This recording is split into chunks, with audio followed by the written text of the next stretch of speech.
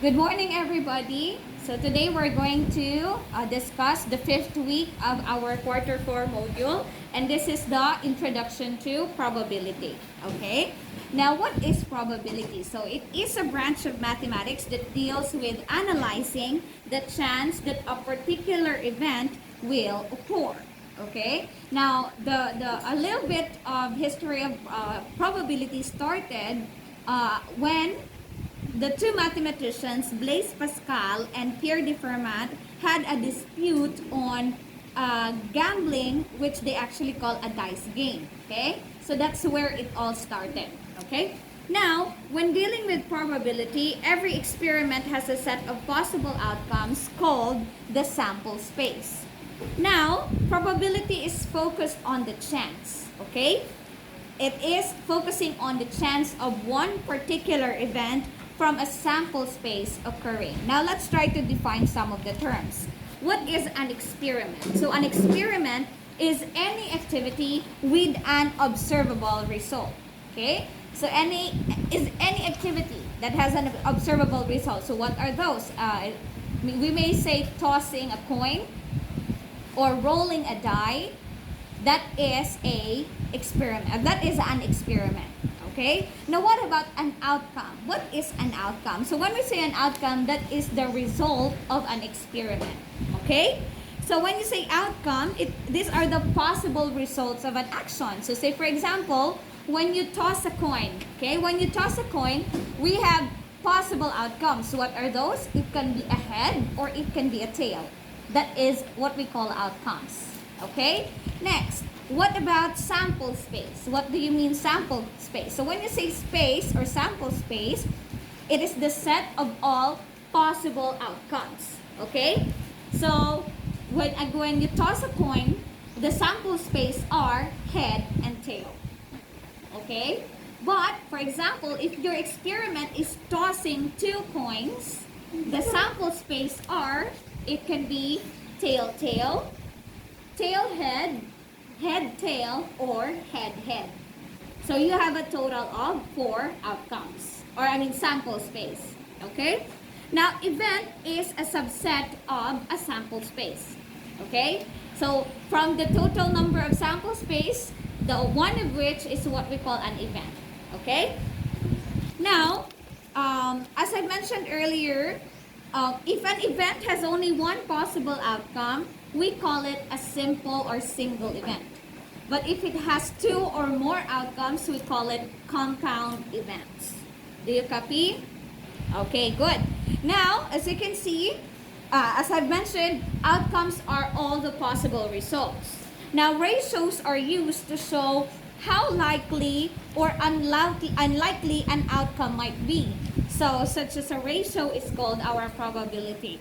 So, in our module, as you can see, there are 3 ways on how to count the number of occurrences of an outcome. So, what we have there are table, systematic listing, and tree diagram. Okay? Now, what is a tree diagram? So, a tree diagram is a technique used to determine all the possible outcomes of a probability experiment. Okay? It consists of line sequences or segments from the starting point and from the outcome point. So we have the tree diagram. So example, this is our experiment. Okay? So example, this is our experiment. This is the start. So example, if you are tossing 2 coins, so we're drawing 4 segments here because it indicates that we have 4 possible outcomes. Okay? So for example, if the first one here is a head and tail, okay? So this is how a tree diagram looks like. Okay? Now we also have another way of counting the number of occurrences, and that is the systematic listing. So what is it? It provides a technique to organize the information of a problem in a systematic way. Table is a set of facts and figures arranged in columns. So for example, here we have our example, systematic listing. Okay? Alright?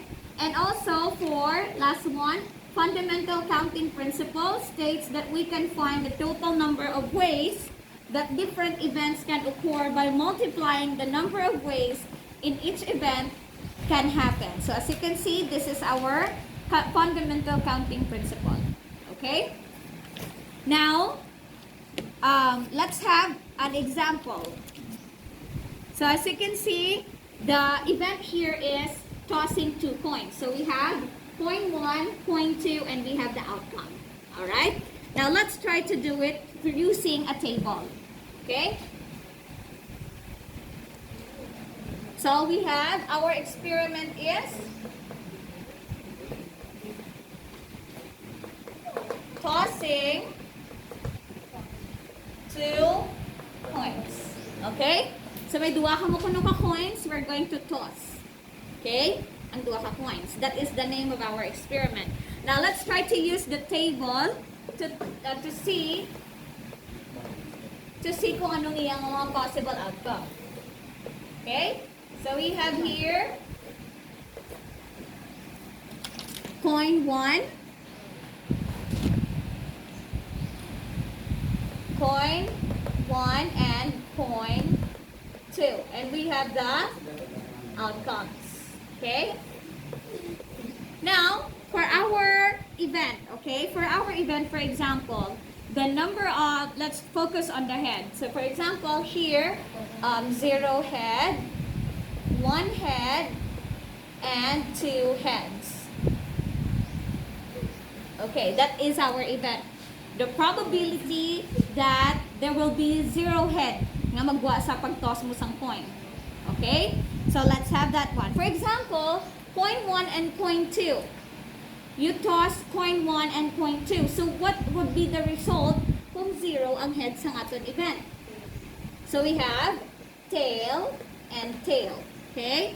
Ang muna siya dapat ang magwa sa 2 ka coins para ang event nimo is 0 head. Okay? So we have how many outcomes? Or what are the outcomes? We have tail, tail. That's 2 coins. Ang isa ka coin tail, ang isa tail man siya. Next, what is the probability of an event occurring 1 head only? So, what are those? It can be that, okay, it can be that coin 1 will be a head and coin 2 will be a tail. It can also be that the first coin will be a tail, the second coin will be a head. Okay? So that means isa lang siya gyapon ka head ang nagwa, but still you flipped or you tossed the coin or the 2 coins once. Okay? Now how many outcomes do we have? So we have here, it can be a head, tail, or it can be a tail, head. Okay? Now what is the probability of an event wherein 2 heads will occur? So 2 heads, it should be that coin 1 should be a head, coin 2 should also be a head. Okay? So we have here head, head. That's our outcomes. Now, how many sample spaces do we have? So we have here 1, 2, 3, 4. Okay? So this is a way of counting for the number of outcomes using the table.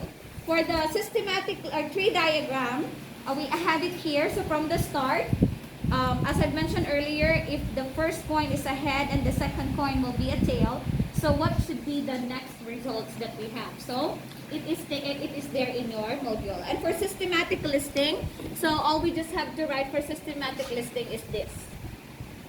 Okay? All right.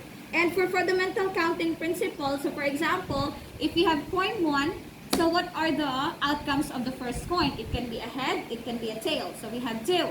What is the outcome of the second coin? So it can be a head, it can be a tail. So for using the fundamental counting principle, all you just have to do is multiply the first coin, the outcomes of the first coin, and the second coin. So we have 4. Okay? Alright. Now, we also have more examples prepared for you there. So again, if you do have any more questions, you can feel free to send a message. And by the way, for your worksheet, so we have there some experiments. All you just have to do is to fill in the missing information. Okay? So that's all for today. Thank you, everyone.